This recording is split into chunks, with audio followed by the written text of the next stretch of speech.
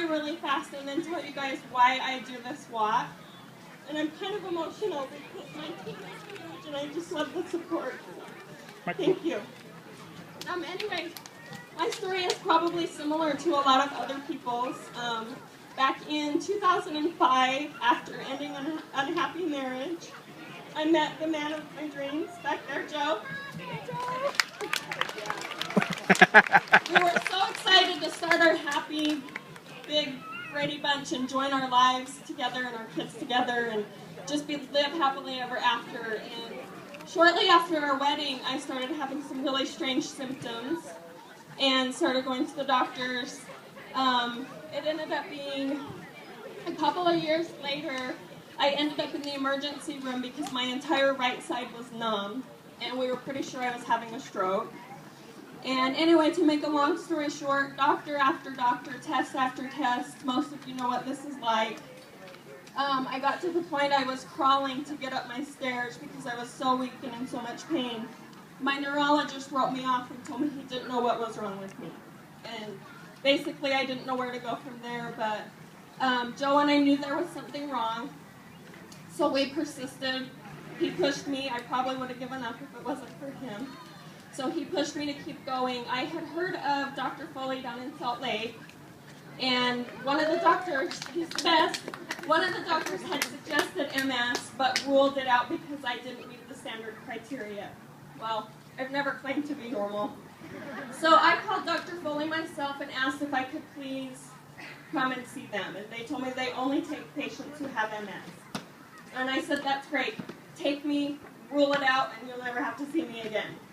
So they agreed to see me, and I went down there, and he's been my doctor ever since. He's awesome. Let's see. I like to stay positive as I can. It's very hard with this disease, as you all know.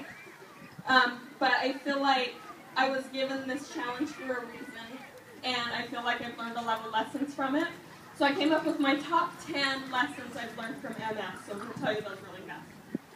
So, number 10 is not to take anything for granted, because you never know what's going to happen tomorrow. With this disease, you don't know what's going to happen in the next hour.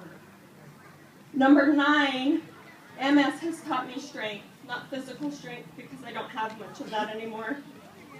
Emotional strength, because I hate doing this kind of thing, and here I am. Let's see, number 8, MS has taught me to love Post-it notes.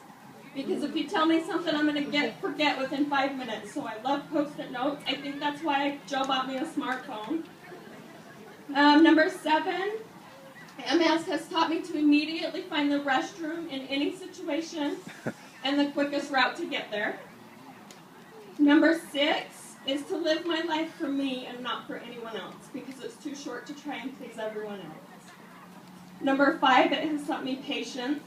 I have to be patient with my kids because I might need their help later, so I don't want them mad at me. And whether it's doctor visits or even some days walking up the stairs, it all requires patience. That leads me to number 4. MS has taught me to hate stairs. Number 3, it has taught me understanding, because I know now more than ever that everyone is fighting some sort of battle and you probably can't see it. Number 2, it has taught me to go for practical rather than stylish when I'm shoe shopping. And the number 1 thing that it has taught me is love. I appreciate love more. I give love more. And by having the biggest team here, you see how much love that I have, and I'm so grateful for everyone.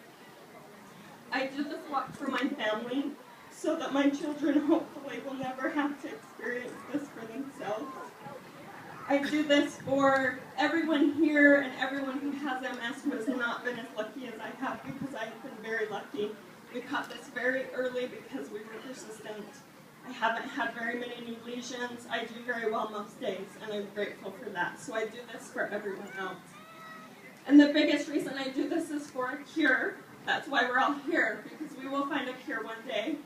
And I will tell you the first thing I'm going to do when we find a cure is go out and buy myself the most fabulous pair of impractical high-heeled shoes, and I'm going to go for a walk.